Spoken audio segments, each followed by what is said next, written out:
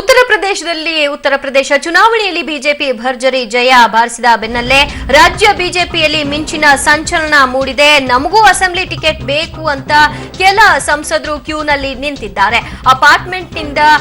ಪಾರ್ಲಿಮೆಂಟ್ನಿಂದ ವಿಧಾನಸಭೆಗೆ ಬರಲು ಕೆಲ ಎಂಪಿಗಳು ಪ್ಲಾನ್ ಅನ್ನ ರೂಪಿಸಿಕೊಂಡಿದ್ದು ಕ್ಷೇತ್ರ ಹುಡುಕಾಟದಲ್ಲಿ ಇದ್ದಾರೆ.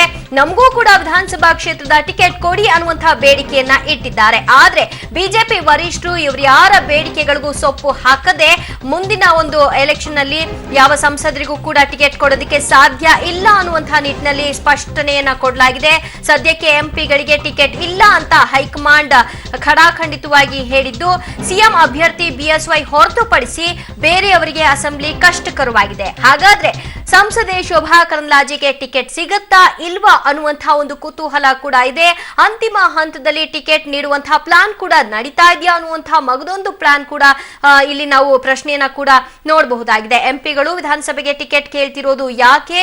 ರಾಜ್ಯದಲ್ಲಿ ಬಿಜೆಪಿ ಅಧಿಕಾರಕ್ಕೆ ಬರುತ್ತೆ ಅನ್ನುವಂತಹ ವಿಶ್ವಾಸಕ್ಕೆ ಅವರೆಲ್ಲರೂ ಬೇಡಿಕೆಯನ್ನ ಇಡ್ತಾ ಇದ್ದಾರಾ ಗೊತ್ತಿಲ್ಲ.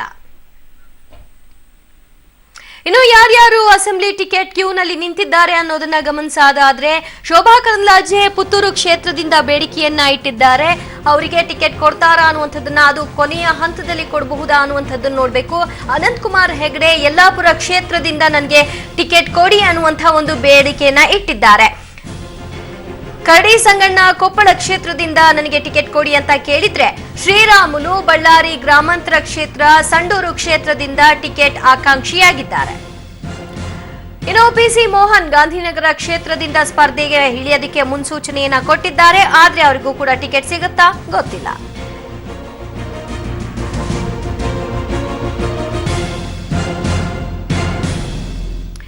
ಈ ಬಗ್ಗೆ ಹೆಚ್ಚಿನ ಡೀಟೇಲ್ಸ್ ಕೊಡ್ತಾರೆ ನಮ್ಮ ಪ್ರತಿನಿಧಿ ರವೀಶ್. ಪಂಚರಾಜ್ಯಗಳ ಪೈಕಿ 4 ಕಡೆ ಬಿಜೆಪಿ ಜಯ ಬಾರಿಸಿದ ಬಳಿಕ ಈಗ ಎಲ್ಲೇ ಸ್ಪರ್ಧೆ ಮಾಡಿದ್ರು ನಾವು ಗೆಲ್ಲೋದು ಖಚಿತ ಅನ್ನುವಂತಹ ನಿಟ್ಟಿನಲ್ಲಿ ಎಂಪಿಗಳು ಟಿಕೆಟ್ಗಾಗಿ ಬೇಡಿಕೆ ಇಟ್ಟಿದ್ದಾರೆ. ಆದ್ರೆ ಸ್ಪಷ್ಟವಾಗಿ ಹೈಕಮಾಂಡ್ ಎಂಪಿಗಳಿಗೆ ಟಿಕೆಟ್ ಕೊಡಲ್ಲ ಅಂತ ಹೇಳಿಕೆ ಕೊಟ್ಟಿದ್ಯಾ ಹೇಗೆ?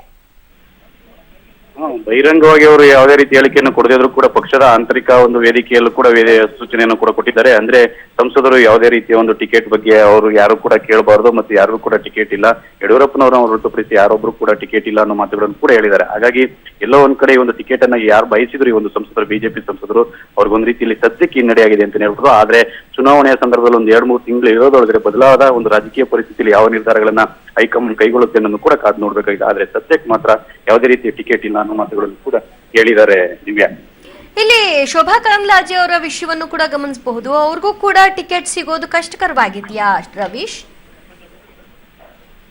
ದಿವ್ಯಾ, ಈಗಾಗಲೇ ಯಾಕೆಂದ್ರೆ ಅವರು ಪುತ್ತೂರು ಕ್ಷೇತ್ರದಿಂದ ಒಂದು ಸ್ಪರ್ಧೆ ಮಾಡೋದಕ್ಕೆ ಎಲ್ಲ ರೀತಿಯಲ್ಲಿ ಇಚ್ಛಿಸಿದ್ದಾರೆ ಅಂತ ಕೂಡ ಹೇಳಲಾಗ್ತಾ ಇದೆ. ಹಾಗಾಗಿ ಅವರು ಕೂಡ ವ್ಯಾಪ್ತಿಗೆ ಬರ್ತಾರೆ. ಅಂದ್ರೆ ಸಂಸದರು ಯಾರೊಬ್ಬರು ಇಲ್ಲ ಅಂದಾಗ ಶೋಭಾ ಕರಂದ್ಲಾಜೆ ಕೂಡ ಒಂದು ವ್ಯಾಪ್ತಿಗೆ ಬರೋದ್ರಿಂದ ಮುಂದಿನ ದಿನಗಳಲ್ಲಿ ಯಾವ ರೀತಿ ಏನಾದ್ರು ಪ್ಲಾನ್ ಮಾಡಿ ಅದನ್ನ ಬದಲಾಯಿಸಬಹುದಾ ಅಥವಾ ಮುಂದಿನ ದಿನ ಕಡೆ ಕ್ಷಣದಲ್ಲಿ ಅವ್ರು ಏನೋ ಟಿಕೆಟ್ ಕೊಡಬಾರ್ದು ಕೂಡ ಕಾದ್ ನೋಡ್ಬೇಕಾಗಿದೆ. ಆದ್ರೆ ಈಗಲೇ ಯಾವುದನ್ನು ಕೂಡ ಅಂತಿಮವಾಗಿ ಅವರು ನಿರ್ಧಾರ ಮಾಡಿಲ್ಲ. Divya, okay, thank you Ravish ನಿಮ್ಮೆಲ್ಲ ಮಾಹಿತಿಗೆ. ದೇಶದ ರಾಜಕೀಯ ದಿಕ್ಸೂಚಿಯಂತೆ ಹೇಳಲಾಗ್ತಾ ಇದ್ದಂತಹ ಉತ್ತರ ಪ್ರದೇಶದ ಚುನಾವಣೆ ಅತ್ಯಂತ ವಿಚಿತ್ರ ರೀತಿಯಲ್ಲಿ ಬಹುಶಃ ಭಾರತೀಯ ಜನತಾ ಪಕ್ಷ ಅಮಿತ್ ಶಾ ಅಥವಾ ನರೇಂದ್ರ ಮೋದಿ ಅವರು ನಿರೀಕ್ಷೆ ಮಾಡದ ರೀತಿಯಲ್ಲಿ ಅದರ ಫಲಿತಾಂಶವನ್ನ ಹೊರಕ್ಕೆ ಕೊಟ್ಟಿದೆ.